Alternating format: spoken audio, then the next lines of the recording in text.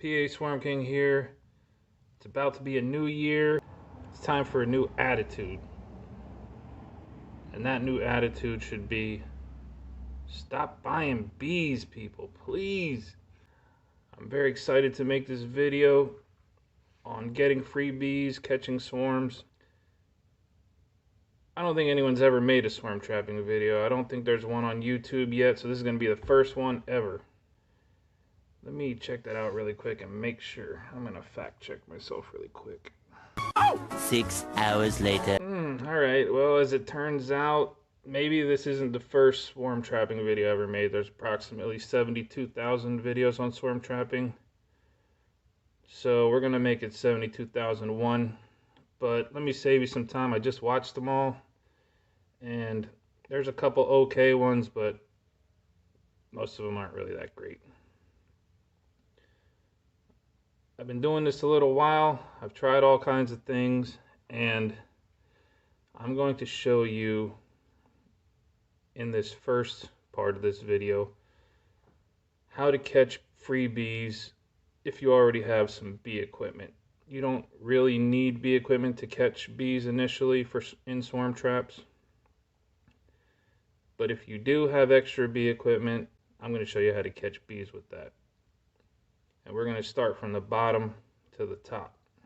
At the end of this video, I will tell you the reasons why you should catch free bees. So let's get started. What I have here is what I'm going to use as my bottom board. For this example, it's just a piece of plywood cut to fit a box. You don't have to always have perfect bottom boards, beekeeping bottom boards for swarm traps. You can cut a whole bunch of these out of a piece of plywood or any type of junk wood, and they work fine. You're going to have an entrance at the top of the box. Do not use screen bottom boards on your swarm traps.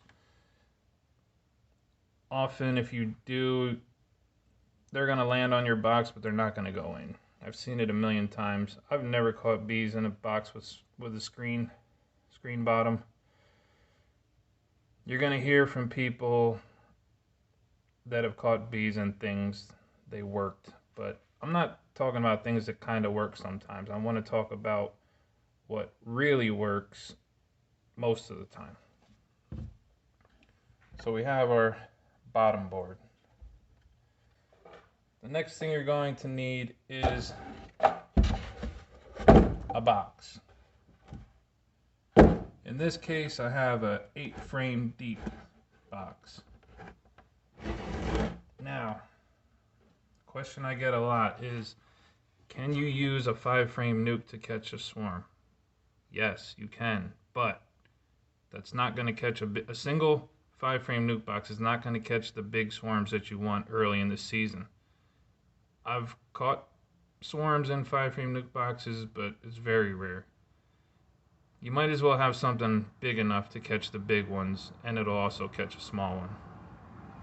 So my recommendation is nothing smaller than an 8-frame deep box. You can use a 10-frame box, you can stack 2 5-frame nukes, you can do anything you want. Just use something 8 frames or more. In this example here, with the box on top of the bottom board, there's no space at the bottom, so they're not going to have an entrance at the bottom. But what I have here is a hole that I drilled. It's 1.5 inches. It's not extremely important, the size of this hole, but 1 inch works really well. And then I have some wire mesh over my hole to keep mice out and to keep birds out of there. That's it. That's all you need is that hole. If your equipment has other little cracks and holes, that's fine. Just don't have anything big enough for a mouse to get in there. They'll chew up your combs and they'll leave a nest in there and make it all disgusting. I'm going to show you what I use for frames.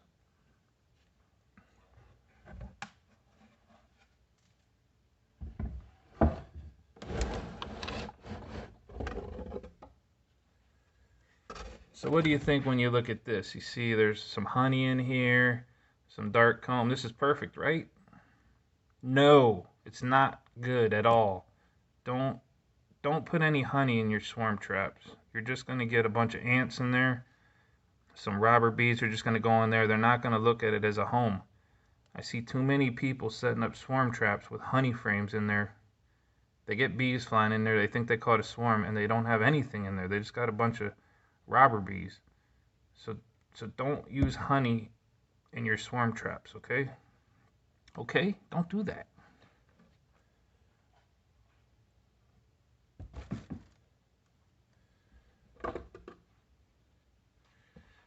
Here is a perfect example of what you want to use in your swarm trap, okay? Some old dark comb. The frame is all propylized up. If you already had bees and they all died and now you still have, you're set. You got some stuff. This is what you need. Okay, so pick one of these. Make sure it's nice and dry. You don't want any pollen in there or any honey. It's just beautiful. That's what you want. Okay, so you put that in your box. And then, what do you think? You need like 10 of those in there? No, you only need one in there. Especially if you have an old box, it's all propylized and smells like bees. You just need one drawn frame in there like that to get it really smelly. And then for the rest of the frames, this is what I do. This is my favorite thing to do. Mostly foundation. This is basically a half foundationless frame. It's really helpful if you have a nice big starter strip at the top. This is a big starter strip. It doesn't have to be this big. Maybe half of that. So 1.5 inches is really good. Then you can see they'll build on it and then they'll start to come down. You know, and they'll fill out the rest of this frame. I love this for my swarm traps. So we have one drawn frame and then the rest of the frames are all foundationless with starter strips. Can you put full sheets of foundation in there? You can, but I don't recommend it. People catch swarms, and I know you don't have to tell me. I already did that. I put 10 foundation frames in and I caught bees. I know you did, but you don't. The bees are going to prefer a box that has more flying around space in there, that they can really feel that it's empty. You don't want a bunch of plastic foundation in there. And then for the top, I'm just using a regular migratory lid. Just pop it on top. Bloop. Alright, so that's really all you need, really. If you could catch a swarm in just a box with a lid and a bottom. You strap it together, hang it on a tree, or just put it anywhere, really.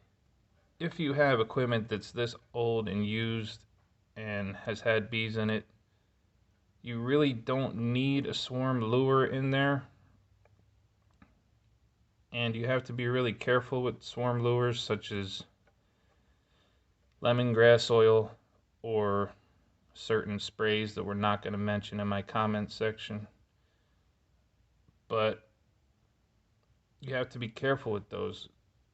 If you use a little bit or the right amount, you're good. But if you use too much, it becomes a repellent after a certain amount, which you don't really know what that amount is. So, and I don't even really know exactly what that amount is, so I try to use less when possible. Your swarm attractants, you can put into this box a few ways. You can put a little bit around the entrance, or you can put a couple drops on a cotton ball into a plastic Ziploc bag and place it on top of your frames, and then you put your lid on top. And that is it. The key with using these swarm traps, this perfectly set up swarm trap right here that I just showed you how to do, is to get as many out as you can. But some important things to remember are, don't put them all in one place. Like, don't put 5 in your backyard and you only have a small property. It's better if you have 1 in your yard, 1 at one of your buddies' houses, 1 at your family member's house. Try to get them as far apart as possible. You can't always know where bees are at or where you'll be able to catch swarms. So you can try to find places where you do see a lot of bees, but that doesn't mean you're going to catch them there. And you might put a swarm trap somewhere where no one has ever seen bees. And that doesn't mean you're not going to catch bees there. You really could. So you have to get them out, spread them out miles apart if possible. If you try to do this any other way, let's say you put a screen bottom board on, or you put all foundation in there, or you have too many holes in it, or you overdo the swarm attractant. That's why you're not catching swarms. So now the reasons why you should catch swarms. Number 1, of course, they're free. I say that all the time. The second reason is because you have a good chance of catching better bees from swarm catching than you could buy bees. Someone might say, well, if you catch a swarm, you don't know their history, you don't know what they have. Well, if you buy bees, you don't really know their history or what they have. Plus, you paid a bunch of money for them. So don't worry about that. You might not catch magic feral bees, but so what? The other reason is fun. It's fun catching swarms. When you finally set up your traps and you get a hit on a trap and you go to check them and you see those bees flying in and out of there, it's like there's not many things like that. It's very exciting and it never gets old. It's awesome.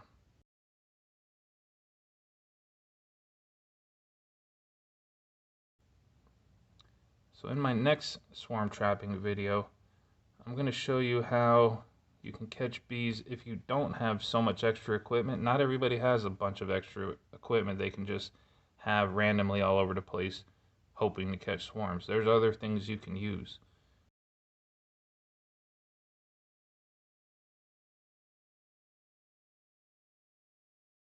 Very cheap things that you won't even worry about if they get stolen or if a bear eats them because they're free. You don't want people stealing your boxes. That sucks. So stay tuned. Let's get this stuff ready for during winter before spring comes. It's going to be popping come spring. Thanks for watching. If you have questions, please let me know what they are. I'll incorporate them into my next video. Thank you. Take care. It's about to... What the hell was I talking about? Oh yeah.